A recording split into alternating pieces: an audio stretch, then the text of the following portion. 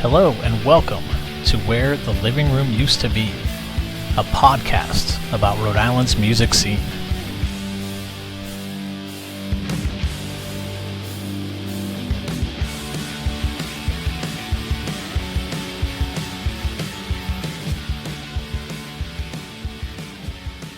Hey everyone, it's James. So for this one, I'm breaking away a bit from the regular schedule to offer a sort of special edition show with my friend Michael Graham.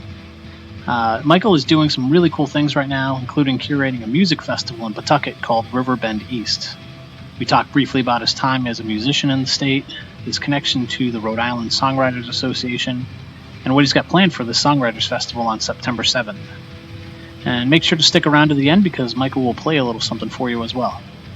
So enjoy this special mini episode, and as always, please rate, review, comment, share, tell a friend, and follow along on Facebook and Instagram at Living Room UTB.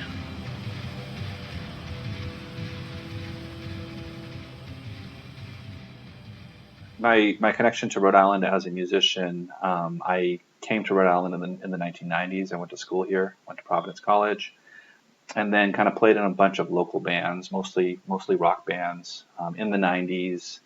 Sort of finished up with that, with what I was doing, and got a master's degree, and then moved to Boston. And actually, the master's degree, I'll back it up, I pursued the master's degree in Boston, but then moved up there and worked several teaching jobs. Okay. But then I eventually moved back. Rhode Island really drew me. I really missed it. Never felt that I never really left, Rhode Island.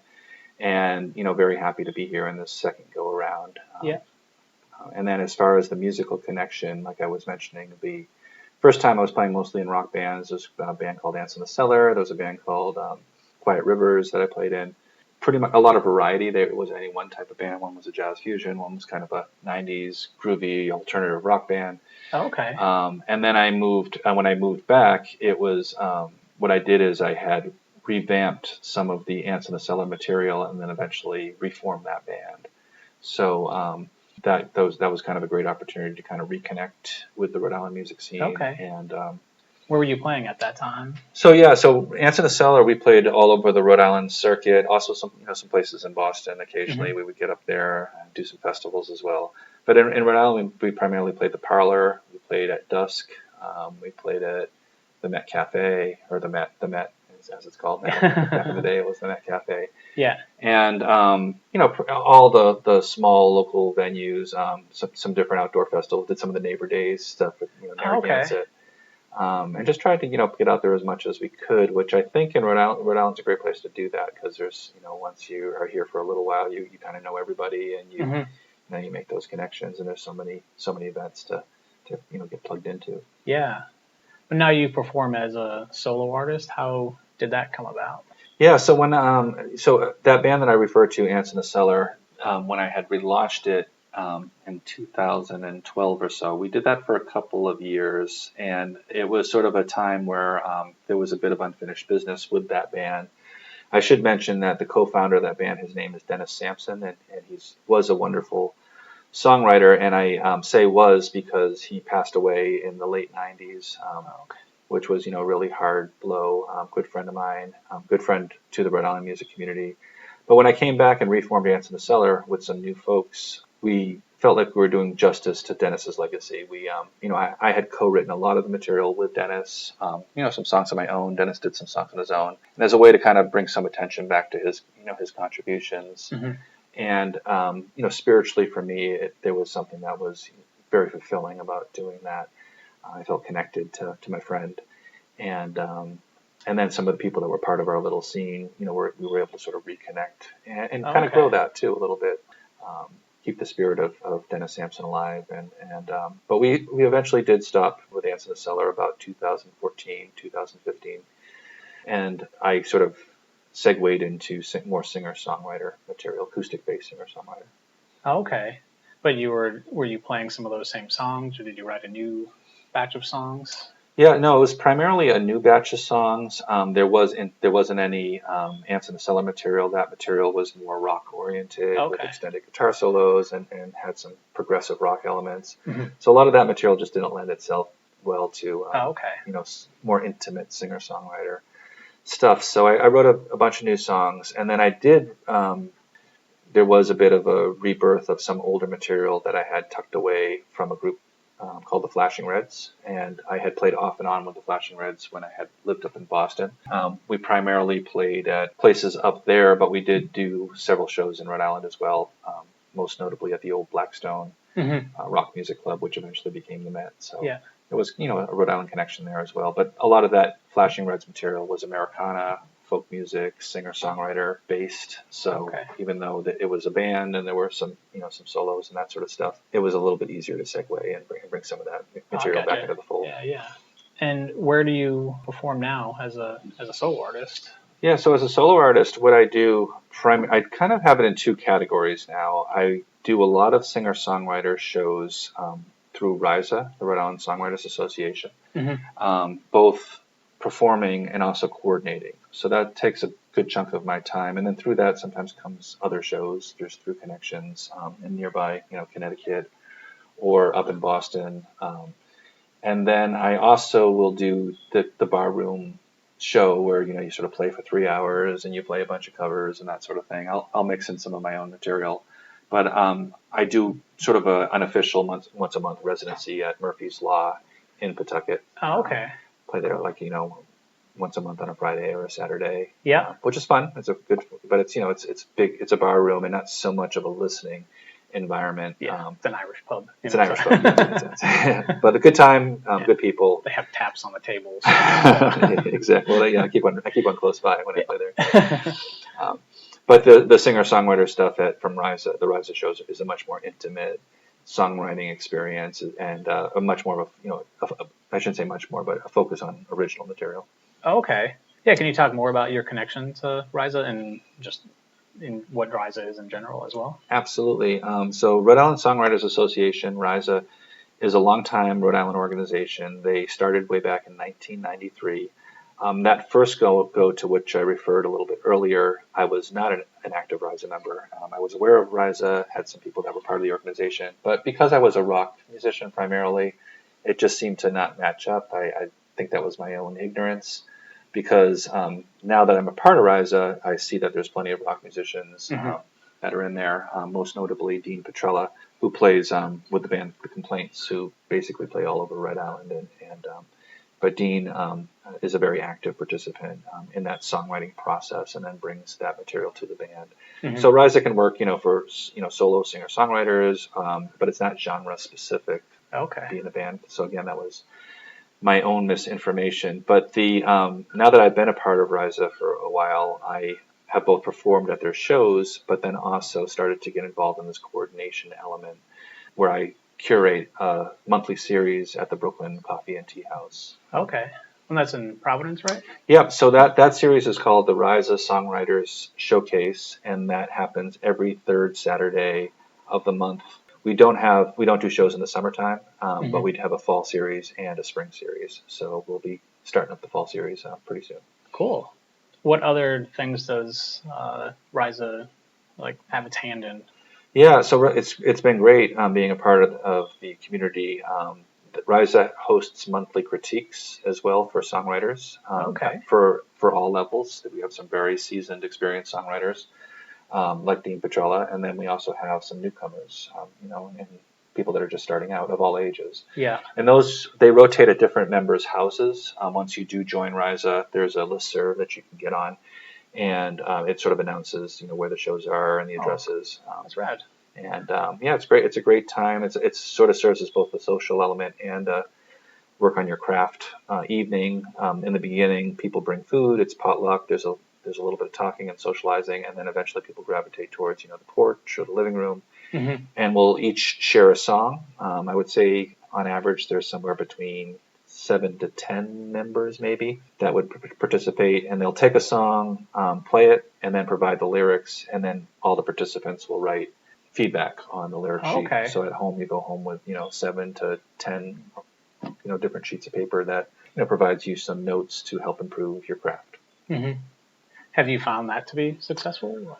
I have. It's there was several songs that I had just sort of kicking around that you get to a point as a songwriter where you love certain songs, and there's other songs that you don't want to get rid of them, but there's there's something that's just not there. Yeah. You need that extra set of ears on it.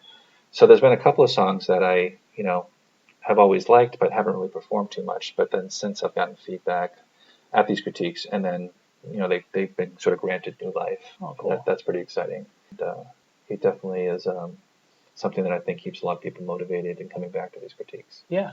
And roughly how many members are part of Raisa? So there's somewhere around 150 Raisa members. I would say maybe 80% of the members are Rhode Island based, but there are members from other states as well, like nearby Massachusetts, and we have some New Hampshire members. I think there's a couple of Vermont members. Funny enough, there's actually a member from South Africa, because there's some kind of an organization in South Africa that has the same RI, SA, Raisa Songwriters. So I think somebody mistakenly joined, but then was kind of pleasantly surprised that he was joining a songwriters organization and was okay with it. So he remained a member. But, primarily Rhode Island artists. And, sometimes it's a little bit less, sometimes it's a little bit more. 150 is about the average. Mm-hmm. But there has been a surge recently of some new members. So it'd be interesting to see. One of the board members, Brad Thibodeau, recently redid the website and made it much easier to join. If people want to check that out, it's at risongwriters.com. Go and check it out. And if people are interested in joining, it's only $25 per year as an annual due. Oh, okay. Cool. So I know that you're talking about Brooklyn Tea and Coffee. What other events are you a part of planning? Some other events that I'm involved with Raisa would be more of the bigger festival types of events. For example, Raisa had a stage at PVD Fest this past year. Oh, okay. That primarily Brad put together, but I helped him stage manage and do a little bit of the booking. Mm-hmm. We, as a policy, do not book, board members for these types of big events. So that provides me an opportunity, because I did recently join the board, an opportunity to kind of get involved in the other aspects of music production. Yeah. And just continue to meet people and build community, which is very rewarding. Cool. But you yourself, you have a big festival coming up. Is that correct? I do. You want to talk about that at all? So that festival is called Riverbend East Songwriters Festival. And that's an event that came to life last year. As I mentioned, this is the second time we've gone through it. But the first time it was a seed planted by Rich Watros, who was back in the days of Pawtucket, was the primary organizer of that festival. So Rich had put out a call to artists to sort of show up at this meeting. Originally, I thought it was maybe a meeting to show up to cast your name in if you wanted to perform at Pawtucket. Mm-hmm. We had performed it with Ants in the Cellar at Pawtucket years ago, so I was familiar with it.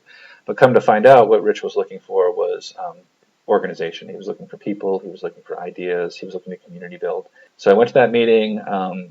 Thought about leaving for a second, because I wasn't necessarily interested in that at the time, but then was just sort of pleasantly surprised at the level of dedication and community that existed, interested parties, mm-hmm. and became part of this planning committee that eventually morphed into last year what was known as Downtown Rising Fest in downtown Pawtucket. So that had 3 stages. There was the Pawtucket stage, so Pawtucket remained a part of that. Mm-hmm. But then there was also the Culture Shock stage, which was headed up by Chachi Carvalho, who was a Renaissance man from Pawtucket, mm-hmm. performer, community organizer, educator, artist, just someone who just is continuously inspiring. Mm-hmm. And then I brought in this Riverbend East stage as part of the overall event. So we had 3 stages, taking that that Pawtucket idea, but then kind of rebranding it. Yeah. And then this year it does continue. We did drop the name Downtown Rising because that was more of a committee organizational team. Yeah. That does still exist on Facebook in that capacity. We're still friendly with Rich, but Rich has since retired from that work that he was doing in Pawtucket. He also served on the Pawtucket Arts Festival board. Mm-hmm. He's moved on to doing some other great things, and then Chachi and I continued with the collaboration, and we have rebranded it Downtown Live this year. Oh, okay. So Chachi will have his stage Culture Shock, but the Riverbend East Songwriters Festival will take place on the grounds of Slater Mill. Okay. What time is that? So that's going to be on September 7th. It's going to be from 12 to 7 p.m. Slater Mill, for your listeners, is at 67 Roosevelt Ave, right in downtown Pawtucket. Mm-hmm. There's plenty of parking. if you haven't been to the grounds of Slater Mill, it's just a beautiful grassy area right by the Blackstone River with the Slater Mill in the backdrop. It's just a picturesque, scenic oasis, real jewel in the rough, so to speak, for the Bucket residents out there. And we hope that people will come down and take their families, take some lawn chairs, and just enjoy a great day of live music. Cool. Yeah, who do you have playing? So we were really fortunate this year. We were able to get some great headliners from out of state. Big headliner is the C2C, okay, who are a wonderful emerging indie rock group. I really, would not be surprised at all if this group in a couple of years, it's going to be very hard to get tickets for them. So I think this is an opportunity to kind of catch a group that's on their way up, which is always exciting. And then we have a couple of real long-time award-winning songwriters, both from the Boston area. Vance Gilbert is playing, who has played many shows at Stone Soup Coffee House, which is another Rhode Island staple. And Katie Curtis, who has also done shows at Stone Soup, but has won a bunch of awards and just has continued to wow audiences. She just had recently a sold-out show at Club Bassine up in Harvard Square. So she's coming down to join us for that. But I should say, with the Riverbend singer-songwriters, we're blessed and fortunate to have these well-established performers, but we also have so many emerging Rhode Island acts that are part of the festival. We have 3 acts that are going to be part of the Raisa portion of the festival. So we're going to bring that Raisa organization back in. The 3 people performing are Bernard John, who is locally based. Yeah. We also have Gracelyn Rennick, who is a longtime Rhode Island resident, has since moved to Florida to start her songwriting career. Younger performer, but is coming back, and this will serve as a homecoming show for her. Nice. Still has plenty of connection.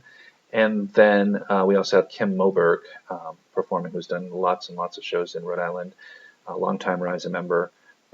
So we're really, really happy to have her as well. So I guess the other 2 performers that I should mention are Ryan Fitzsimmons, who does not live in Rhode Island anymore, but was one of the originators of the Songwriters in the Round series at Raisa. Oh, really? Yeah, okay. And that's another Raisa event that I should mention that continues to this day, and that event happens on the second Wednesday of every month. I think it's 2/20. But Ryan was the person who started that. So bringing him back into this show, the Riverbend East lineup seemed to make a lot of sense. Yeah. And then if I can so humbly mention Michael Graham, myself, will also be performing. I was going to say, there's this guy Michael Graham that's playing, right? Yes. Yeah. Well, that sounds fantastic. Thank you. I mean, we're really excited, and it's something, we were just so blown away and pleasantly surprised by the Riverbend East stage last year. Last year we didn't have it at Slater Mill. We had it on one of the streets outside Stillwater Books, who graciously allowed us to do that. However, this year we had the opportunity to sort of move it down by the water. Yeah. And it's growing. I mean, we definitely have a need to provide some more, some more of a grassy area where people can sort of congregate. We plan on having some games. We're going to have some historical tours from the National Park Service for the younger people, focusing on environmental issues, things of that nature.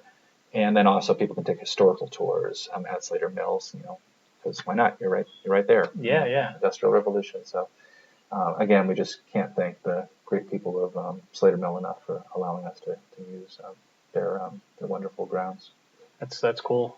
Yeah, and I'm just going to throw a quick plug out for the 20th annual Rhode Island Dragon Boat Races that's happening at that same time. So that's down at Festival Pier. Going to have some exciting dragon boat races and some cultural performances and dumpling eating contests. So Pawtucket is definitely the place to be on September 7th. I can assure you that. Absolutely. We hope people come down, and bring the whole family, because there really is, as you mentioned, the dragon boats are just such an inspiring experience, and people could go to that in the morning, and then maybe come over and see some music in the afternoon. There's going to be a shuttle bus that's running back and forth from those races to where Chachi's stage is, to where your stage is. It's going to be a very connected event, or a set of events, I should say. So that's fantastic, Michael. Well, I appreciate you coming down.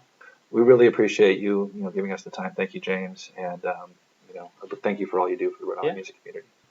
Well, I believe you have a song. Do you want to talk a little bit about the song at all? Well, sure. Why not? Since I'm here, may as well play something. This song came from those Songwriters in the Round series that I mentioned a little bit earlier. And what they do at Songwriters in the Round is they give you a topic, and you get the topic via email before you before the event takes place. You get it maybe 2 or 3 weeks before the event, maybe a month before.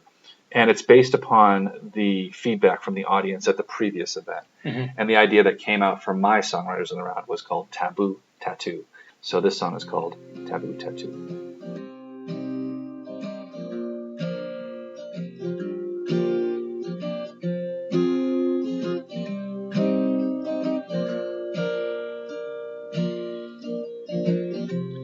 Danger's always lurking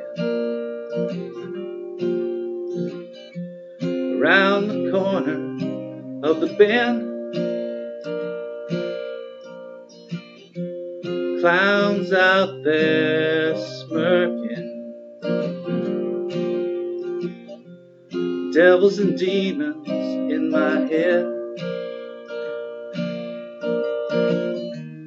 Big top fires are raging, ashes peel away the night, melt away our tomorrows. Trapeze artists take flight. Nothing out here avoids a testimony tried and true. Must I sell my belongings to maintain a taboo tattoo? Hear that train coming, weather's reeking of sin.